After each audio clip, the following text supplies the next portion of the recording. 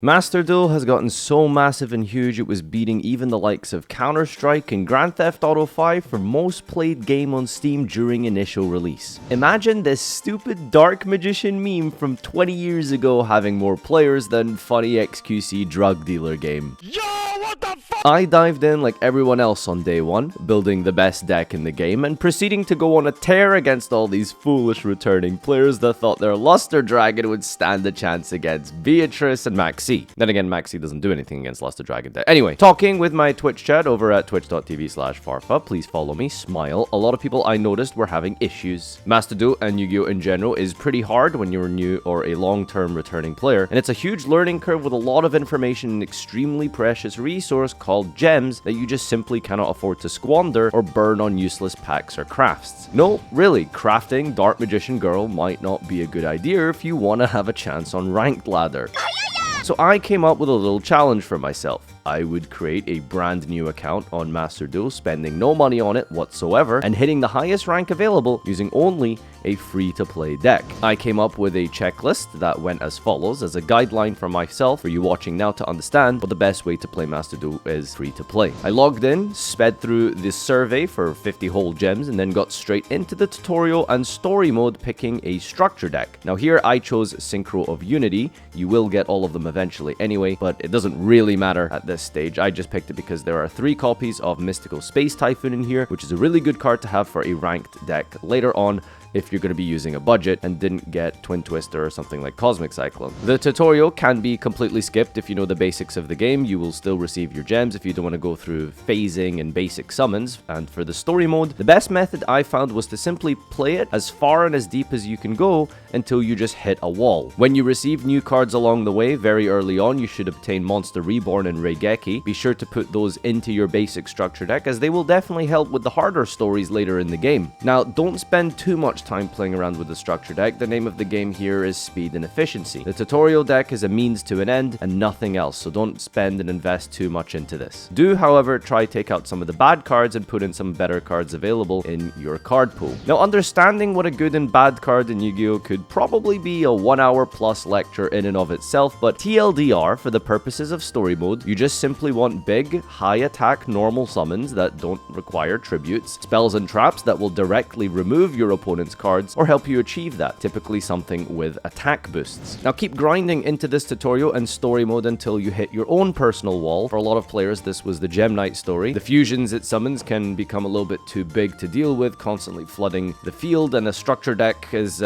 probably not gonna have a great time. Now give it a try or two. I was lucky enough to just one-shot it because I top-decked Monster Reborn, but again, don't spend too much time here, but at least, you know, give it a good try. My personal wall ended up being the Gladiator Beast challenge. It was just way too many big monsters that swarmed the field, and the Link deck basically spends its whole hand to just summon a single decode talker. But that's okay. It's really not a big deal. We got as far as we could using the basics, and we were only here for the gem rewards anyway. We can come back later if we need more gems with a much more powerful deck in the future. Claim everything from your gift box because it's time to build a real Yu-Gi-Oh! Archetype for ladder. Now at this point, from all of the story mode duels and the random daily login bonuses and freebies, you should have somewhere in the region of a few thousand. I believe I ended the tutorial sitting at around 5,000 gems. Now this is the hard part. You're gonna have to pick your deck. You're gonna have to choose what archetype you want to play. Now generally, you should avoid the massively expensive ones for your first ever deck because while not impossible to build on a fresh free-to-play account, they will take more time and effort to fully flesh out. Now I'm not saying don't play Grass Chaos Thunder Dragon, but that probably isn't the best deck to start out if you're new. Whatever it is that you choose to build, it really is up to you. Anything can do well on Master Duel right now. The Plat 1 bar is really not that high. This isn't about what is the best or not. Just pick something that you like and what you enjoy the playstyle of just by, you know, looking at YouTube or something, and it will get you to Plat 1 if it even has a remotely decent strategy, provided that you can get the right staples and learn to play it okay.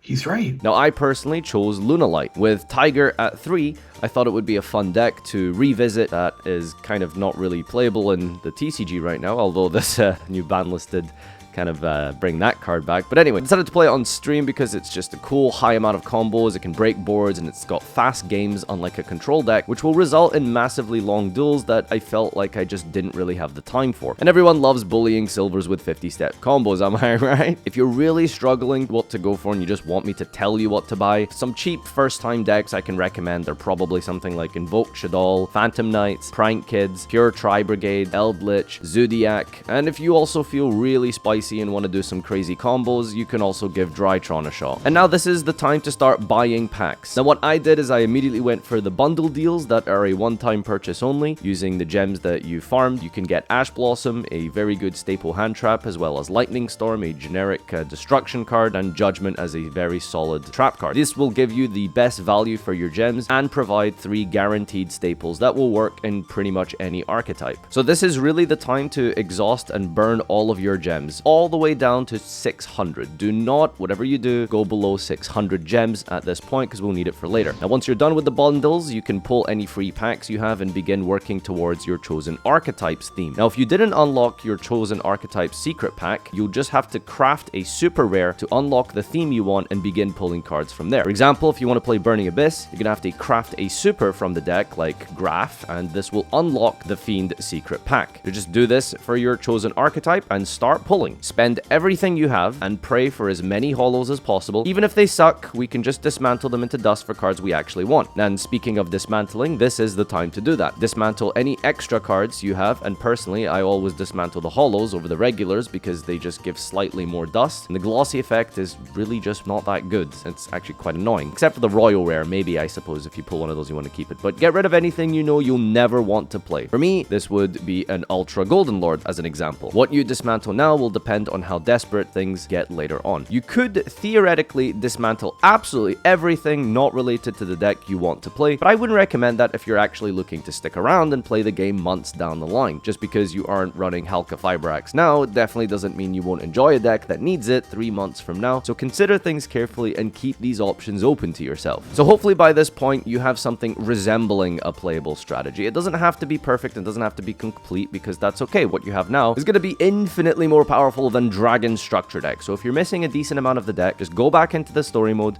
and grind out more gems for more packs and just repeat the previous process until you have the basic core of your deck. When you finally have most of the important cards you need, you can just go straight into ranked mode. Now don't worry if you still have missing pieces, what you have will easily storm you into like at least high silver or gold, which by itself is going to be a lot of gems for more packs and for more dust and for more cards that your deck is missing. It's going to be a great cycle. But before you begin and start dueling in ranked, this is what we saved the 600 gems for. It's important that you buy the Duel Pass. This will give you back the gems that you spent to buy it in the first place, as well as a ton of dust just within a few duels. So from here on out, just start grinding, and that's really all there is to it. Keep playing and playing and playing. If you hit a bit of a wall in ranked, just go back to story mode if you haven't pulled all the ultras for your Grass, Dino, Chaos, Thunder, and Endymion deck. You will hit Plat 1 as long as you picked a remotely playable deck that has a good strategy. From Drytron to Marine Cess, Plat 1 is not a difficult rank to hit right now. If I can do it, so can you. If you're still struggling after a couple of days and attempts, just don't feel bad. Your value as a human being is not going to be determined by your skill at a card game. That's what we laugh at YouTubers for. What?